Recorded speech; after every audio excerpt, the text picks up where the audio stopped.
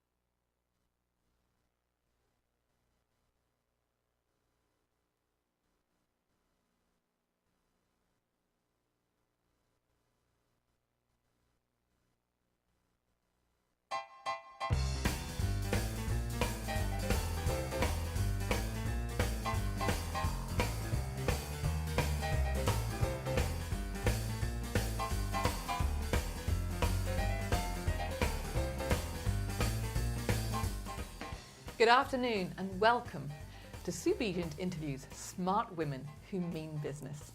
It is my absolute pleasure today to introduce to you Kathie Jankauskas, who is a website designer and developer, a graphic artist, and a fine artist. So we're going to be hearing from her in a moment. But just in case you haven't been following these series of interviews, my name's Sue Begent and I'm a business coach, and I focus on empowering women, solo entrepreneurs and small business owners, people who've had a career and now want to use their experience and talents to support others and grow a successful business while they do it. My focus is to get them the tools and the skills that they need so they can create a consistent flow of great clients and a reliable source of income while they do it. check me out at www.cocreationzone.com. So all guests on my show are members of my Facebook group, Smart Women Who Mean Business. And if you are a smart woman and you mean business, please come and join us. We'd love to have you in our community. So it is my great pleasure, after the introduction, to welcome Kathie. Thank you for joining me today. And thanks for having me. Thanks for having me. Absolutely my pleasure. So you are a fine artist, a website designer and developer, and a graphic artist. However, you started your professional career as a structural engineer. And I would say that's probably not the most typical path. So there has to be a story behind that. And what inspired you to start there? Who encouraged you? How did this all come about? So I guess back in high school, it was art or math. I was good at both. And my mom was a computer programmer. And she started as a math major. So that seemed kind of normal for me, to go into math. Right. My dad was a teacher in my high school, and he had a friend who was a math teacher at the nearby junior high. So he arranged it so I could try teaching a class. Oh. And teaching a junior high class, that I decided that was not for me. That was the end of the teaching aspiration? That was the end of it. But I still loved math, so, and I was going to get a math degree. I went to Lafayette College, which is not far from here in Easton. I actually went, liberal arts degree, but it was a big engineering school. Right. So during my freshman year, I learned that, and I was like, wow, I could do that. So I switched halfway through my freshman year, and that was that, yeah. So it sounds as though you may come from a line of inspirational women in... Yeah, my mom went to Wellesley, and she did amazingly well. And her mom, my grandmother, also went to Wellesley. Right. And she was not a math major. She did. She had a couple different degrees. She ended up getting a master's in social work, and actually set up 3 social working centers in Columbus, the 3 C's. I can't remember the 3 major cities. I come from the wrong country. I'm sorry, I can't help you. I know. I'm Columbus, Cleveland, and something else. But the point being, I'm sure, especially then, that would have been quite an achievement for a woman in particular. Yeah, I think so. And even my other grandmother did go to college. She did not finish, but she did go to University of Vermont as well, and then met my grandfather. Right. Excellent. Yeah. It's always very interesting to hear how each of our backgrounds shapes us and who inspires us on our journey. So, just for the uninitiated, of which I'm one, a structural engineer does things like builds bridges and buildings. Designs bridges. Designs and bridges. buildings. Yeah. Okay. All right. Wow. So, what was it like being a young woman in structural engineering? My mom and dad were just very matter of fact that you can do whatever you want to do. So it never occurred to me that it was different. And at Lafayette, there was girls in my class. Right. So there was definitely more guys, but there was women in the classes. So I didn't find it unusual.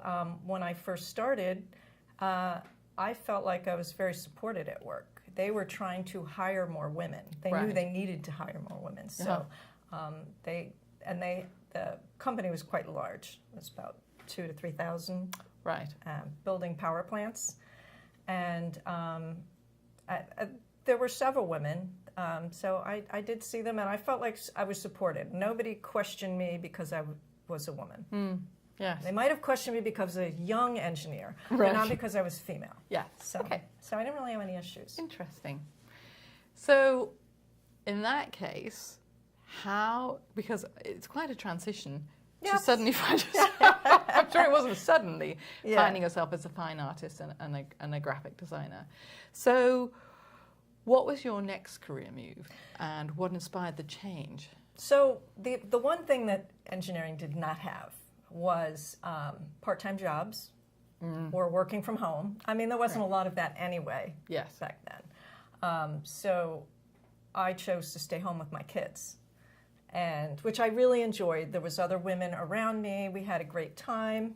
I have son and twin girls, so All right. I had my hands full. Yes.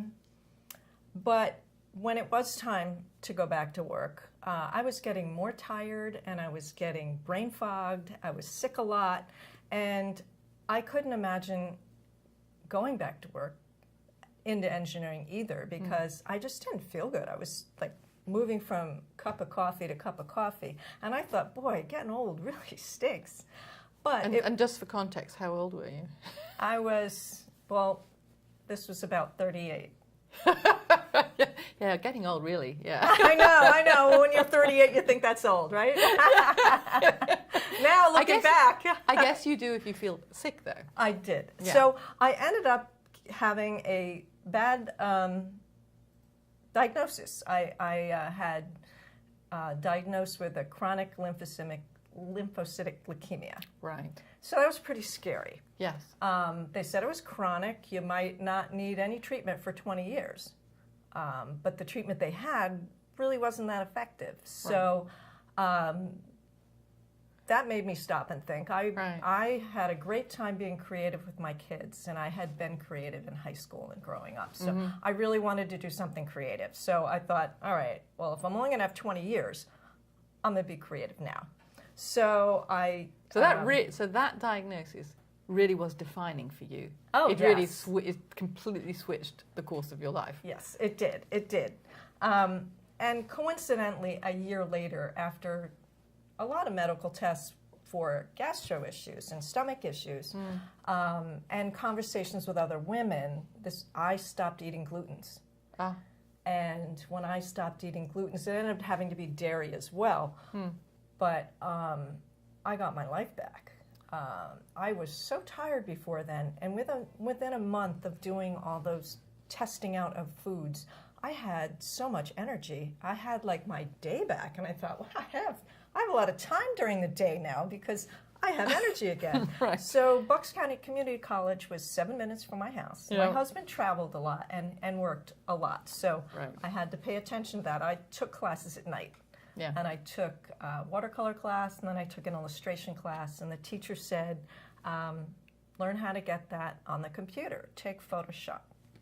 So at the same time, my sister had just switched to graphic design, and she said, you should do graphic design like me. She said, it's a lot of fun. So I did. I took Photoshop, and they had a lot of courses at Bucks County Community College, and the internet was just getting big. So Yeah, I thought, well, if I'm going to do graphic design, I should learn how to do websites too. So I took a couple classes in that, and now. It sounds like that's almost like the marriage of the technical and the math background. Yes. And it sounds as though the art, the creativity embodied in the art was always there as well. Yeah, I just didn't have a place to do it. Yes. And now websites exist, so I get to design the site, and then I get to code the site. And I enjoy doing both, so it's a lot of fun. Wow. Yeah, it's great. And I think we won't take I want to ask you about coding, but I'm going to ask you about that more about that in a minute. So when you look, actually, we just really touched on this.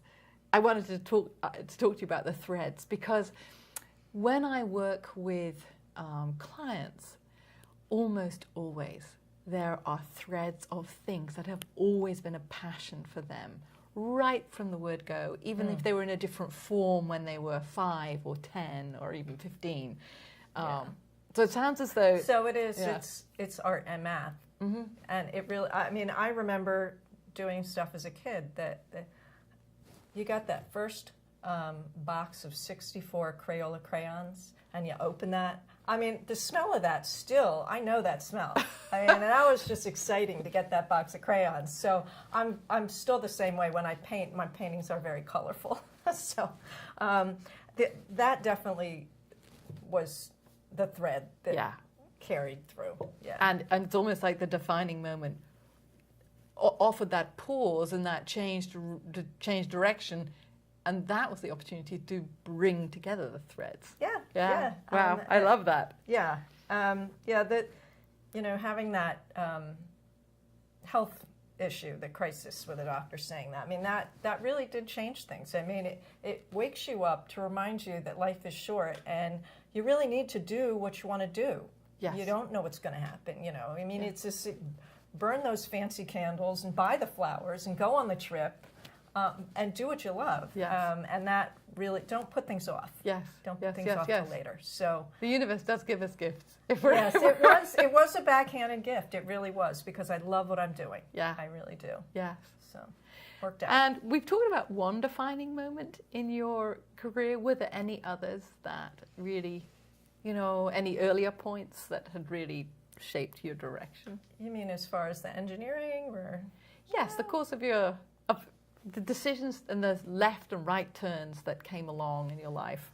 I think I had another one, maybe not so early, it was a little bit later. I mean, I have been KGN Studio for 15 years, but about 10 years ago, I started oil painting.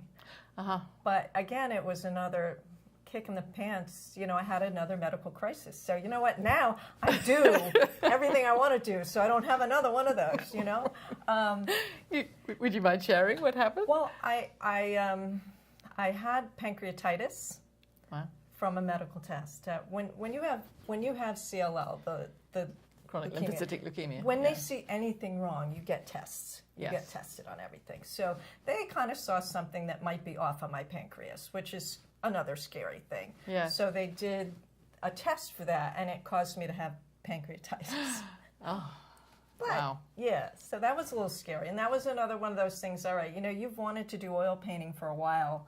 Just do it, you know. And, and all my health issues now are fine.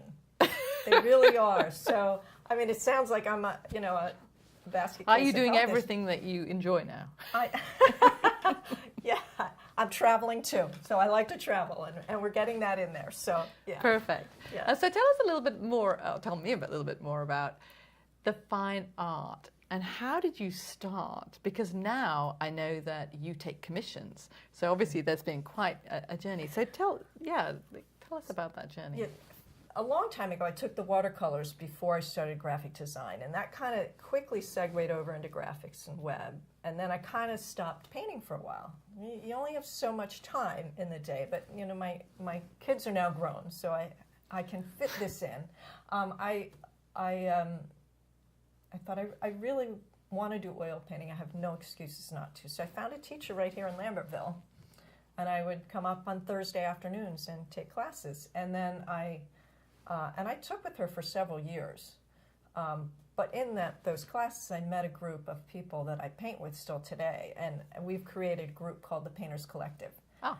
And we still take workshops together. We now have a gallery that we're showing our work in, and we use that gallery for workshop space. Mm-hmm. So we'll have different people come in, because we kind of started at a traditional point. Mm-hmm. Landscapes, still lifes. Now we're kind of branching out. We bring people in to talk about abstract art. So we're all kind of branching out and developing our own styles, which is pretty awesome. Wow. So yeah, it's great. That is. But I'm continuing to do both. You know, yes. I have, the KG Studio is the main thing. Yes.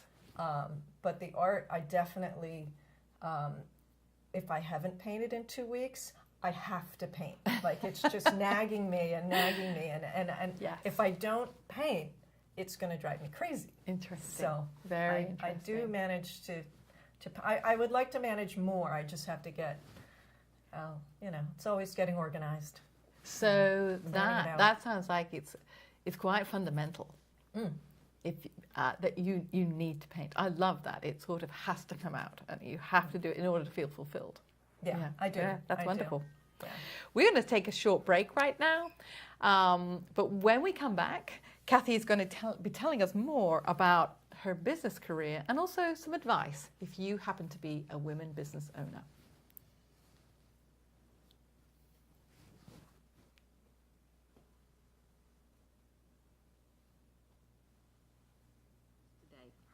I'm a business coach who focuses on empowering women, solo entrepreneurs and small business owners, I was people promoting who've had a online, I career got a little carried and away. now want to use their experience I thought, where's it and gone? talent Like, to it's support gone. others No, I forgot to grow turn as up the a volume. I hit it perfect, but the volume was turned My up. So you focus is missed to the help them get the 44 tools and seconds. skills they need to create a So will you consistent ask me flow about of key great influencers? clients and a reliable income to go with it. Check me out at https://www.cocreationzone.com. All the guests on my show are members of my Facebook group, Smart Women Who Mean Business. And if you are a smart woman and you mean business, please come and join us. It is my great pleasure today to be interviewing Kathie Jankauskas. Today, Kathie is a professional website designer and developer, a graphic designer, and a fine artist. But it wasn't always that way. She started her professional career in a very different world as a structural engineer. Join us as Kathie shares her journey and her insights for women business owners, both from a business growth and a website and graphic design perspective. Interested to learn more? At the end of our program today, Kathie will be making a very generous offer that can benefit any new business owner in need of a new website, or an existing business needing a new website or a website refresh, or graphic art support in their business. You can reach Kathie by emailing kathie@kjanstudio.com. That's Kathie, Kathie, at kjanstudio.com. Or if it's fine art you're looking for, go to www.kathiejankauskas.com. I hope you enjoy the show.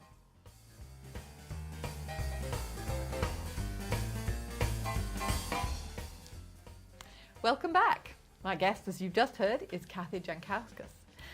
And what I'd love to know now is about the key influencers who really have shaped your career and helped and inspired you, and maybe even provided lessons along the way in your life. Okay. I would say my parents were actually my key influencers. I mean, just because they both enjoyed what they did. My mom did programming. She loves programming. Nothing better to her than to solve a dump with zeros and ones, and she can solve that. She's a genius, or math whiz. And my dad was a teacher, and he was very creative. He's always making things. He was a rock hound, so we had all sorts of cool things down the basement, to cut geodes, to slice up the geodes and polish them. He would make jewelry with them. He carved ducks. This is like what we would call crystals. Yes, they are the crystals. The Yeah. things, so they're like, we used to call them coconuts because they are like a round rock. He would cut them in half, and you never knew what was going to be inside. But to be able to do that, you need a diamond saw. So he actually built an enclosure with a saw so he could do these things. Oh, so, wow. I mean, if he needed something, he built it, or, he came up with what you needed. Oh, you yeah. know? Resourceful. Yes, very resourceful. Yeah. And I mean, we always had a good time. We were always enjoying life, making the best of everything. My mom did not work when I was small. She went back earlier than I remember because she would go to work after I left for school, and she'd be home by the time I got home.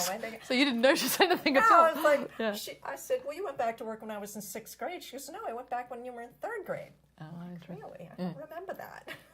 but they just led by example, by the way they lived their life. When I started my business, I joined several networking groups. One of them, the Lower Bucks Chamber, and I just found it was good to surround yourself with positive, helpful people. Yes. That have a go-to attitude. Yeah.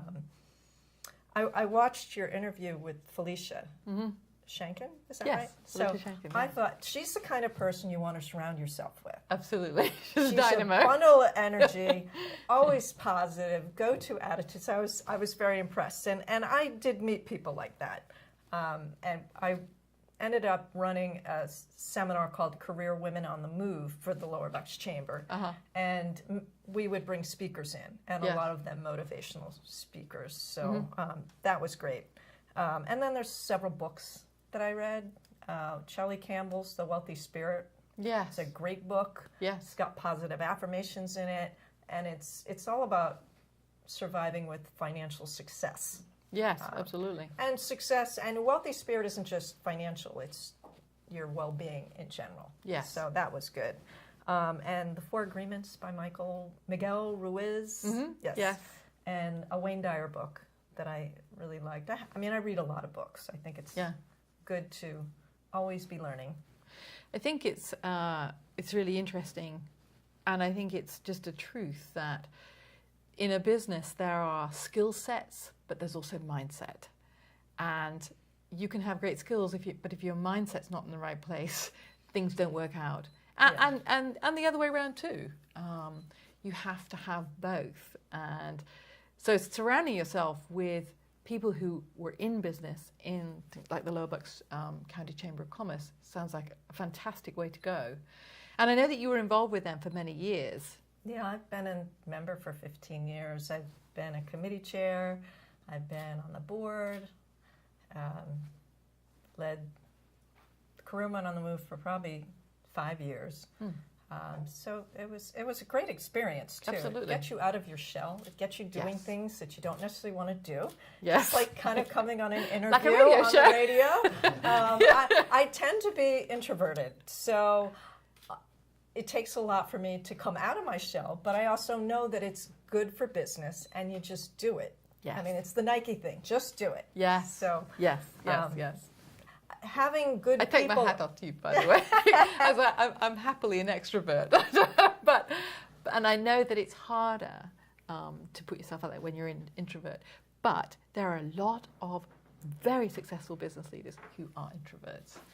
So I feel like I'm in good company there. Yeah, Yes. I know there are definitely people. So. Oh my goodness, but, yes. But if you have people around helping you, when you do get discouraged, if you have positive people around, they can help you out. And you know, you can't know everything. No. So it is good. How to are you going to help find out? when if you don't know what you don't know? You don't know what you don't Yeah. know. So yeah, I like to have a lot of people around me that I can ask questions to. You know, and now I'm in a B&I group, and there's a whole slew of experts I have with. You know, that I can For ask all sorts questions. of aspects of your life. Yes, exactly. I think that makes so much sense, because particularly if you're a solo entrepreneur and you're starting a business, the easiest thing, if you're feeling some resistance to going out and meeting people, particularly if you don't feel as though you really am I as good as I'm, would like to hope I am, to stay at home, because it's safe. Yeah. And so, doing what you did is the brave thing to do. And if I wanted to do it, I had to go out. I had no connections, so Yes. I had to go looking for my work. yes. So I joined committees and got involved. Actually, when I joined the chamber, I joined a committee called Be Your Own Boss. Oh yeah. And right. that was great. A friend there recommended I join it because they had 12 speakers. It was 4 nights, 12 speakers on every aspect of running a business. So I knew how to do graphic design. I knew how to build a website. I didn't necessarily know how to run my business. So Yes. it was very helpful. Yes. Very helpful. I mean, those are the types of people that actually I often work with. They're great at what they do. It's the business building piece of it that's a bit of a mystery. Yes. Or they just either have a piece of this working, but I have a lot of it that's not working. And how do I get it working? Yeah. Yes. And sometimes you're looking at it all the time. It's nice to have somebody else to have fresh eyes, and they see what you're doing, and you don't realize. I did have a business coach for several years, and it was a small group. And it was great because, we talked about your business processes, and clean that up and get organized, made sure the financials were good. Yes. Really talked about every aspect. So That's excellent. it was very helpful. Because it doesn't matter how good you are at looking at somebody else's stuff. I speak from personal experience. You always need somebody else to look at your own material. Oh, definitely. Yeah. It's much more fun doing somebody else's website than my own. I'd much rather do everybody else's marketing and not mine. Yes, I can totally relate to that. Yes, being a Yes. marketing person, But you would. well, yeah, absolutely. Yeah. Absolutely. So what do you believe then? You've had a lot of experiences, and I can hear some wonderful themes that I love, which is basically, even if it's inspiring fear, jump in and get involved. What advice would you give to women in particular who are starting or growing a business? You know, looking back on your career. I would say just get started, jump in and go for it. If you don't know how to do something, go learn it quickly. You know, I mean, as somebody early on said, fake it till you make it. And it doesn't mean you don't know what you're doing, but sometimes you don't know every aspect. Absolutely not. But who could? No, you know? nobody but does. There's a slew of people you can either, you know, hire to help you, or Yes. you can learn. I mean, with the internet, you can learn how to do everything. Yes. So that, but obviously loving what you do. Yes.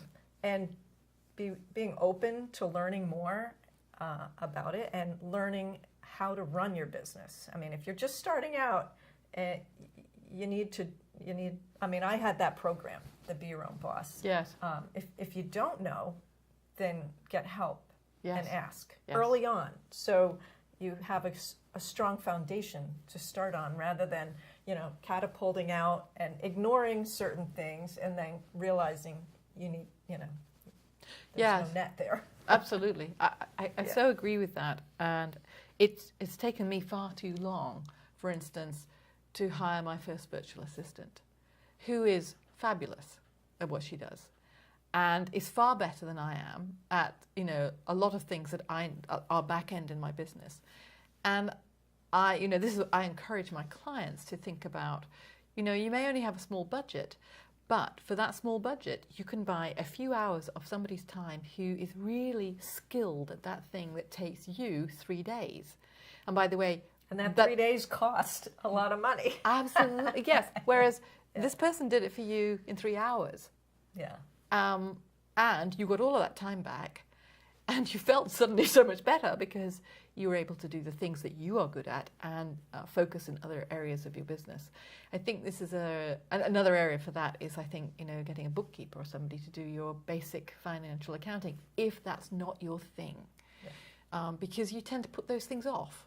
I had somebody set up my QuickBooks. Just looking at that and trying to figure that out was not my thing. Yes. It would take too much time in the day. Yeah. And I did have somebody set up. They taught me how to run it and how to do it. So for me, that works. But for websites, you know, you always want to have search engine optimization on your website. And 15 years ago, the search engine optimization was much different. And I did that. I learned it and I did that. And as things changed and there's more websites, and Google just kept changing things constantly. Yes. If you're not doing just search engine optimization, you're missing things. And that was one thing. I started getting very busy. I happily found somebody to do that for whose my expertise sites. it was. Because that's what he does all the time, and he's good at that part. Yeah. And I'd much rather, I mean, it's better for everybody. Yes. It's better for me, it's better for my clients, and it's great for him too. Absolutely. So it worked out. Yep. Yeah. I couldn't agree with you more. I really. And as for the skill sets, absolutely. And one of the challenges is not knowing what you don't know. So actually, even if it's, you know, going somewhere like school or, you know, some sort of organization that can give you a framework, and then, you know, getting more specific help as you figure out what you really need and where your gaps are. Yeah. Yeah. That's definitely helpful. Or getting a business coach, but coming from me, that I know that sounds a little self-serving, but well, I mean, the business really it's coach not. Really, I've done that myself. No, I mean, the business coach really helped me a lot. Yes. So I would highly recommend that. Yes. But, you know, if that's not possible, there is SCORE, like you said, and the chamber and other groups. There's mastermind groups where you can bounce ideas off people and find out what you don't know that you need to know. Yes. Kind of thing. Absolutely. Yeah. When I look back on my sort of business journey over the last 3 years, you know, one of the things that I wish is that I had got a one-on-one coach earlier. Somebody who really rolls up their sleeves and gets alongside you and really knows what's going on with your business. I did a lot of great courses with a lot of amazing people, but I got lost, particularly earlier on when there was so much that I didn't know. And then, of course, I finally got a one-on-one coach. I realised that this was hindsight, right? It was a smart thing to do. Yeah, yeah. You listen to yourself. Yes, yes. So, what do you think are the key elements that creates success in a business? Again, I kind of will probably repeat myself. Having That's a okay. positive attitude is key. Willingness to work hard, an open mind to learning new things, and to learning things that, you may have done things one way all this time and you think your way is the right way. Yeah. It might not be. Yeah. You have to be open-minded to other paths. When you're open-minded to other solutions, you can come up with a lot of new things that you may not have thought of otherwise. What else? I think just picking up that point for a moment, because I think that I see, and I have experienced this myself as well, there can be points at which you have the internal brakes on. You don't know that you are either, there's a piece of you inside that you're maybe not so conscious of that's going, oh, no, don't put yourself out there. You might fail. Or the other thing that I see, that's what I had. The other thing that I see though is, if this is really successful, it's going to completely take over my life and run over everything.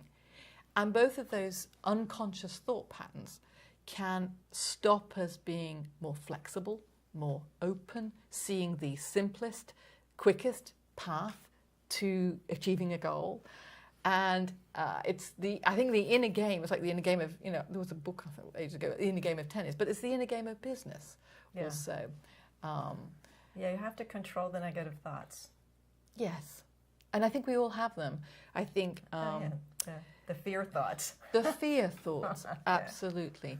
Sure. And I fortunately, in my career, I haven't been a person who's looked over the fence a lot, but I know that people I work with, really struggle because they're thinking, I'm not doing as well as I should. And so they have a look at other people that they think are, doing something similar, and they're so much further forward, they appear so much further forward, or what they're doing so much more sophisticated, and completely overlook their own strengths and what they are already doing well.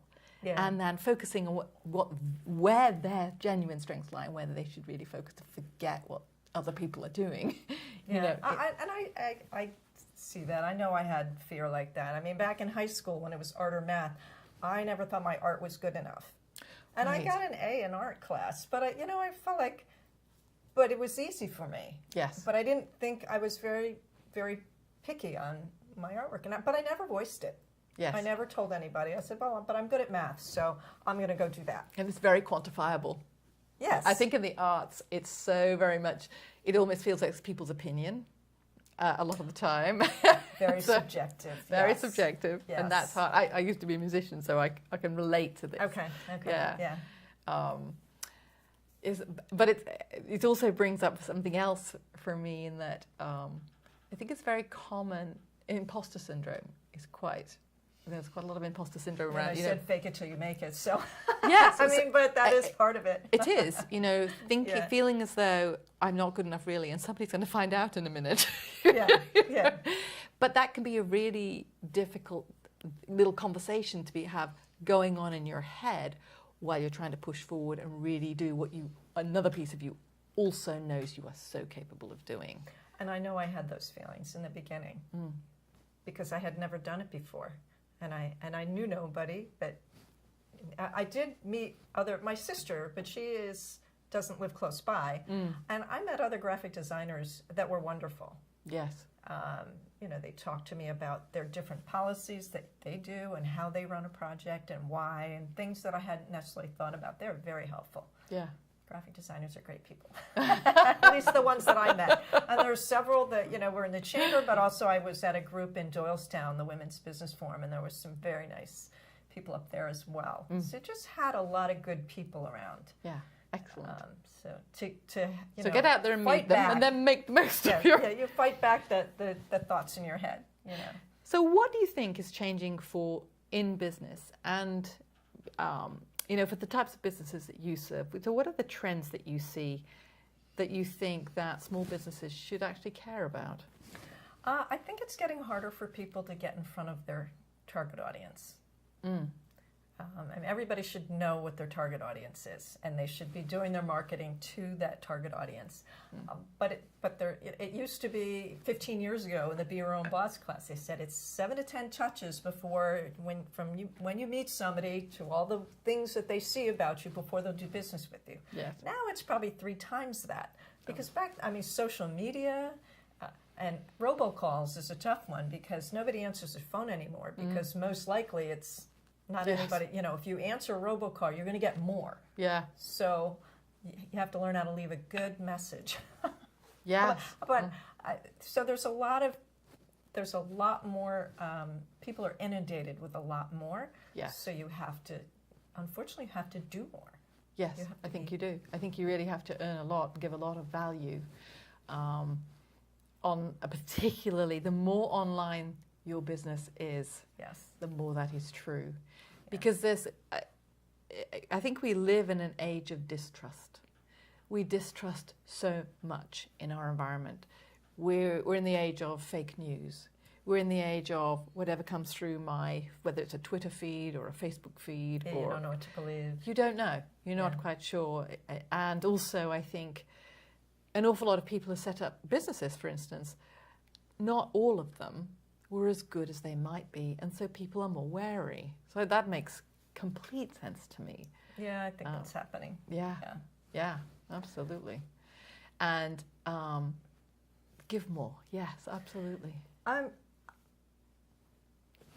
think you need to be out there networking more. I think because of that trust thing, I think people need face-to-face. And I don't think, there's a lot more texting, there's not actual communication. Yes. That when you do get out and you talk to people and communicate, it goes further.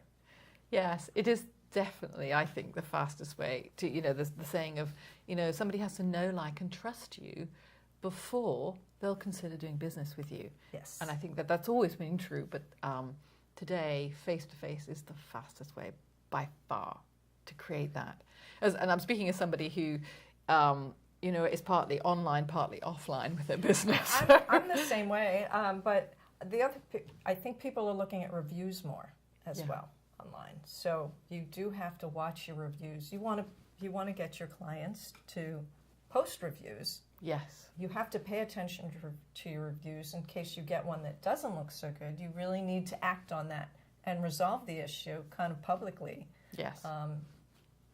And also, sometimes in that situation, I think invite people who've had a great experience with you to post, because somebody unhappy is probably be on social media within 2 minutes. I mean, usually it is people complaining more. They bother to do reviews more. So, I mean, you kind of have to have a review campaign, send out to your clients, would you mind posting this? There's places on LinkedIn, obviously Facebook, Google is a great place. And then depending on your business, there's Yelp and a whole variety of them. So I think that even though some people don't trust testimonials, but any websites that I do, the testimonials on them are real. Yes, and absolutely. I still think they need to be there because because I know I put real ones up. I do believe. I mean, you can kind of tell if they're not. If they're over the top. Yes. They all have the same voice as you're reading them. Yeah. If it sounds like the same person is talking in each one of them, it's probably a good case. Yeah. I'm with you. I'm a very, very big believer in integrity in business. If you maintain that through everything that you do, that is part of being trustworthy. And it's so critical. Yeah. You should just, this is something you learn from your parents. You should always be doing your best. It's just so basic. But it's true. It's true. And be authentic. Oh, yes. That's something I think that's also very important online. It's more important than ever to be authentic, actually telling your story so people can get to know you, and also what you believe, because people, I think, connect with that. Yes, that person, I have the same values as this person. I believe the same thing as they do in relation to what we would do business around. Yeah. Thank you. Well, we're just going to go for a short break now, but when we come back, we're going to be talking more about websites and also a little bit about fine art. Hello and welcome. If you've just joined us, my name's Sue Begent and I'm your host today. I'm a business coach who focuses on empowering women, solo entrepreneurs and small business owners, people who've had a career and now want to use their experience and talents to support others and grow a successful business while they do it. My focus is to help them get the tools and skills they need to create a consistent flow of great clients and a reliable income to go with it. Check me out at https://www.cocreationzone.com. All the guests on my show are members of my Facebook group, Smart Women Who Mean Business. And if you are a smart woman and you mean business, please come and join us. It is my great pleasure today to be interviewing Kathie Jankauskas. Today, Kathie is a professional website designer and developer, a graphic designer, and a fine artist. But it wasn't always that way. She started her professional career in a very different world as a structural engineer. Join us as Kathie shares her journey and her insights for women business owners, both from a business growth and a website and graphic design perspective. Interested to learn more? At the end of our program today, Kathie will be making a very generous offer that can benefit any new business owner in need of a new website or an existing business needing a new website or a website refresh or graphic art support in their business. You can reach Kathie by emailing Kathie@kjanstudio.com. That's Kathie, Kathie, @kjanstudio.com. Or if it's fine art you're looking for, go to www.kathiejankauskas.com. I hope you enjoy the show.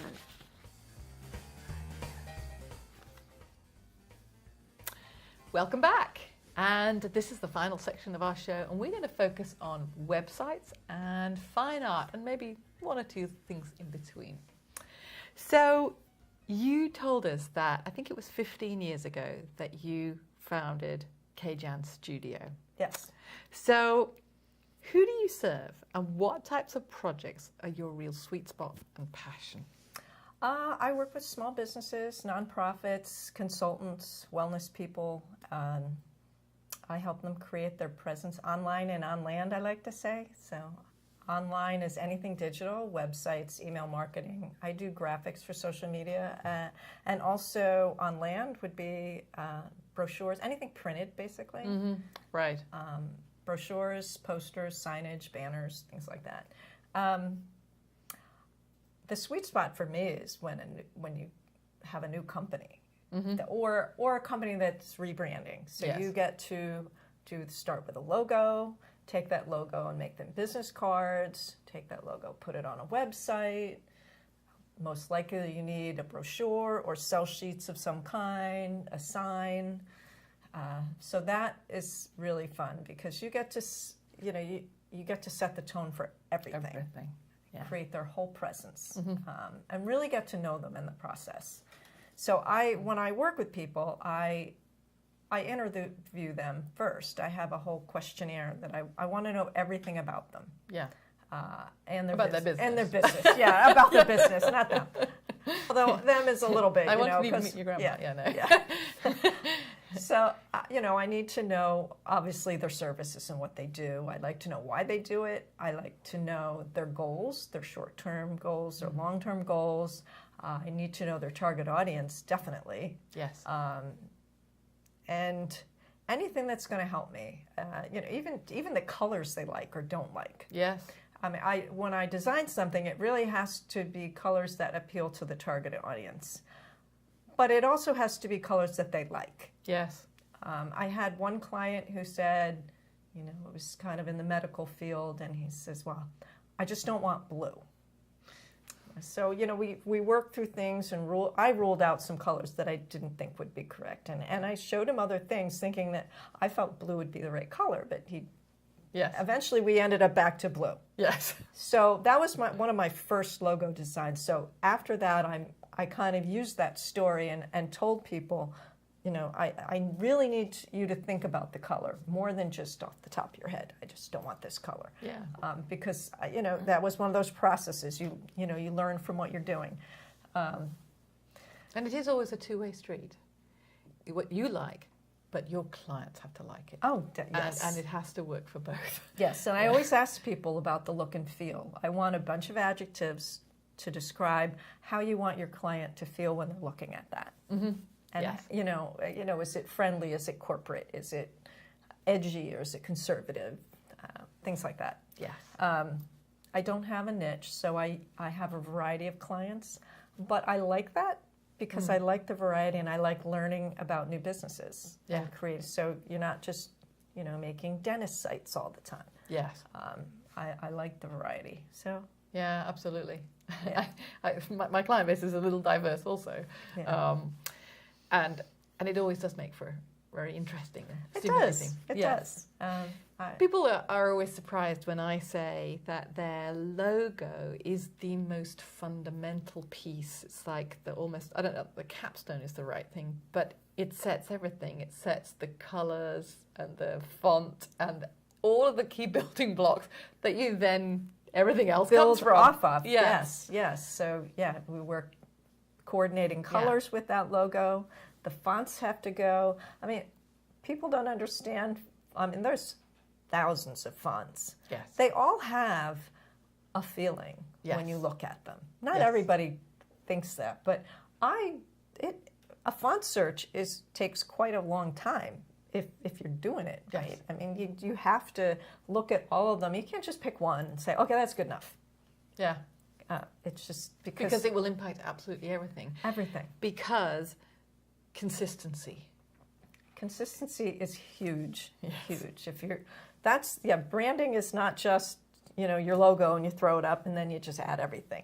Everything has to go together. And it has to be the same on your website and your brochure, your signage. And I know you know this, but now you guys know that. No, absolutely. No, I think it's really it's too easy to assume people know things. And sometimes when it's your area of specialty, you think everybody knows it. Yes, but exactly. It's actually not. Yeah. And I guess you can tell that when you see other people's things and when I'm looking at somebody's collateral. When you look at the really successful brands, you instantly recognize them wherever you meet them. Yes. Because of that consistency. There's an icon consistency, a color consistency, a look, feel, tone consistency. And tone's important because your voice and your message has to be the same tone. So it's not even just... And that's what you write. Yes. So it's not just your look, but it's your whole culture. I mean, the way... so if you have two copywriters writing your website, they have to have the same voice. Otherwise, people get confused if they go from this page to that page and they're not the same tone of voice. Yes. And same thing with your brochure. They all have to have, if you're going to be edgy everywhere. Yes. Don't be edgy here and conservative here. It's confusing because you don't know who you are. And it's part of the trust development is being consistent wherever they meet you and then when they meet you in person as well. Yeah. Yeah. So I was at a chamber event and they always have a drawing and I happened to win. And the best thing, the prize that was so great, and actually you were there, so you heard, he pulled out, I know this logo. This is KJan's studio. And I'm like, yes, that was the prize. That's success. That was a bigger prize than the prize. So, definitely saying that in front of a big crowd, it's always nice to hear. Yes, absolutely. Yeah. So I want to explore the web design piece a little bit as well, because I know this is one of the key things that you do. Yes. And there are legal practicalities in setting up a business, but usually, in my experience, the next thing that's very high on people's minds is, I must get a website. And so I would love for you to maybe share some recommendations for that, first of all, for that first-time business owner who's rushing off to, and probably doesn't have much in the way of budget, and is worried about, their website. It's important to... This is going to sound bad coming from me, but it is important to spend as much as you can on your website to make it as good as you can. Mm-hmm. Because you're going to do that, and then you're going to go off and run your business, and you may not look at your site that often. Yes. It has to be you. It has to represent you. It's got to be the right content, so people know what you do. And there's a lot of things every website should have, whether you're first time or your second time. Nowadays, What are those things? so Google looks to see if your site is mobile friendly, which means if you're, or responsive is another word, but Yes. people don't necessarily know what that means. When you look at a website on your phone, you don't have to do this to zoom in on the content. You should be able to read it. It's not right micro there. text. Yeah, Yes. and you shouldn't have to scroll sideways. The only way you scroll is up and down. And the buttons should be big enough for your finger to Yes. work the navigation without zooming in. So Google looks at that, and that's a mobile-friendly test. So that would be And they responsive. prioritize sites that have that.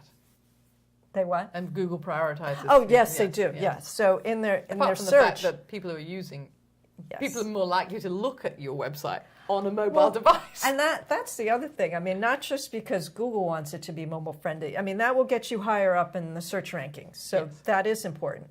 But if your prospective clients are looking at your site and they can't read everything and they get frustrated, there's a lot of other people that do what you do, probably. So Yes. they can just go back to the search results and click on somebody else. So it's twofold. It has to be user friendly and it has to be Google friendly. Yes. Yeah. And Google also likes your site to load fast, so they look at Oh, that as well. So you need to pay attention to that. A lot of people, they're writing a blog, which is great, and they're posting pictures, which is great because it means your site is changing constantly. So Google will come back to it more often, which increases your ranking. But if you're loading pictures on there that are, the full size from your phone, and there's 3 megabytes, whatever, that slows down your server and it slows down the website speed. So there are things you have to do to optimize the pictures so they load fast. So fast loading is important. Yep. And an SSL certificate. Google now penalizes for that as well. So that's the HTTPS. Yes. Rather than And the little HTTP. padlock. The little padlock in the URL bar is also. Right. So sometimes you might have an SSL certificate, but you don't have the padlock. So you need to look further because there's things on your site that are still not secure. What can you do about that? It's just something in the coding. So when you load a picture onto the page, it has its own web address. So it's got its HTTP address, just the image. Okay.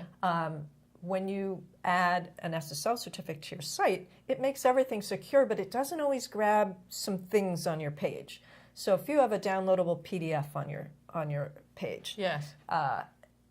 you need to change that to The code behind the it. code behind it to HTTPS. It didn't happen automatically. Oh, I see. So just because it was on an HTTPS site doesn't make it secure. No, because where Okay. it is, where your PDF is, it might not be on your site. It might be housed somewhere else.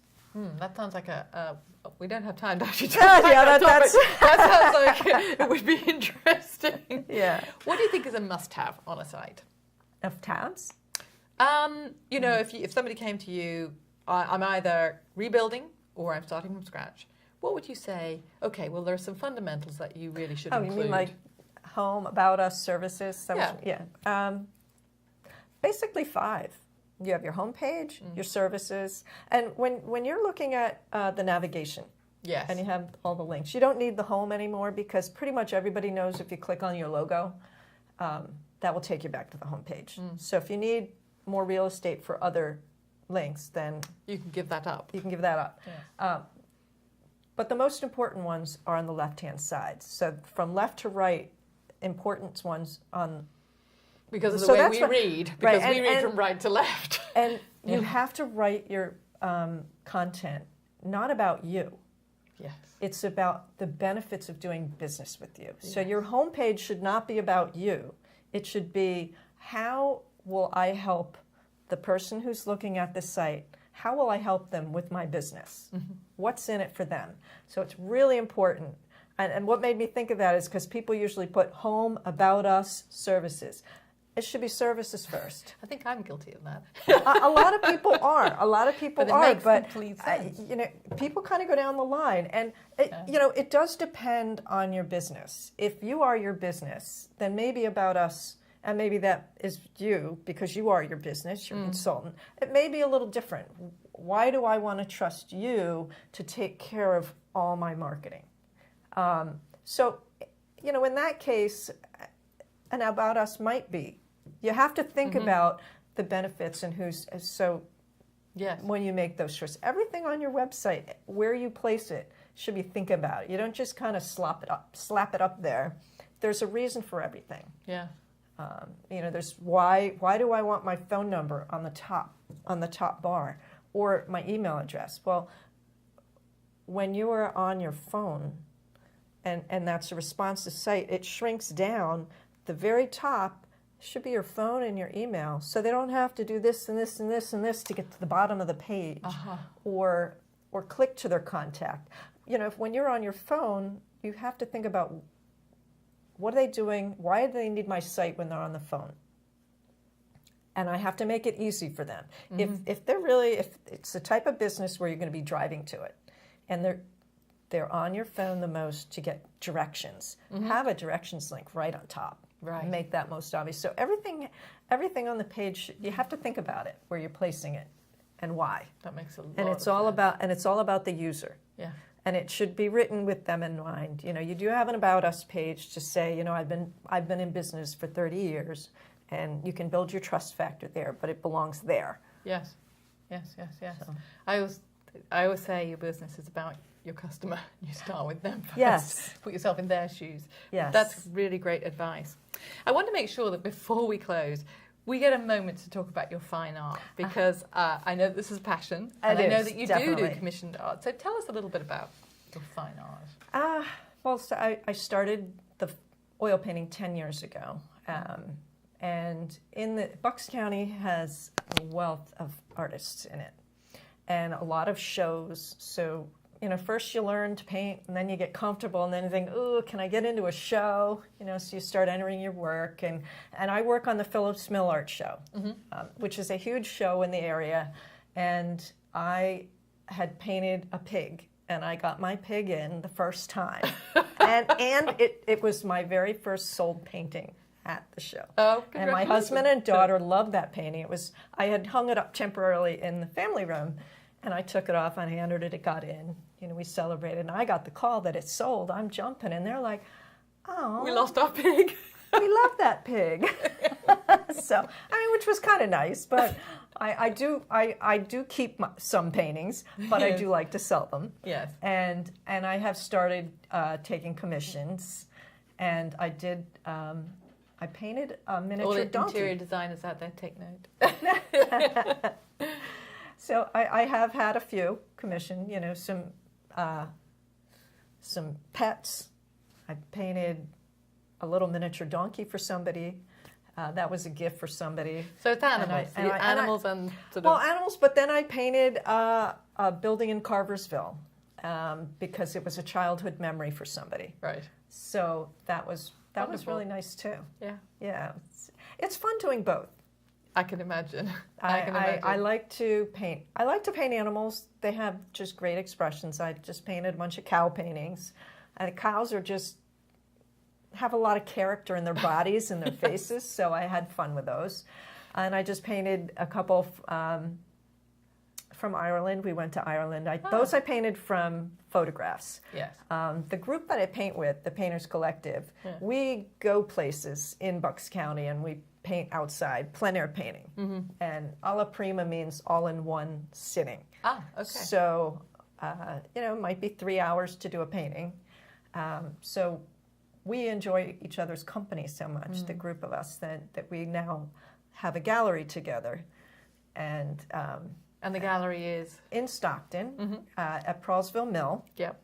33 Whistler Street. Okay. I think. Yes. I keep making posters for it, and I want to call it Another Street, which I won't say because then people will remember that one.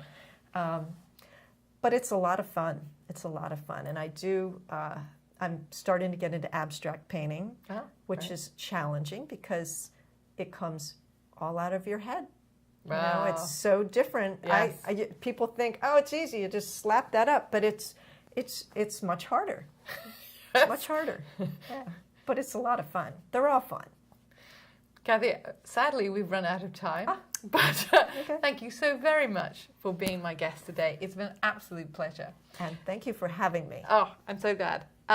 Just before we go, just remind our listeners of your email address should they want to contact you either about your fine art or about your graphic art and your website design. So I do use the same email. It's Kathie at kjanstudio.com, Kathie at kjanstudio.com. And my website is kjanstudio.com for graphics, and it's Jankauskas.com for my fine art. And should I spell Jankauskas? I think it's on the ad, right? I think you can look it up. Yeah. Look up panjradio.com. Yeah. Thank you again. Thank A you total so much. pleasure. It's been great.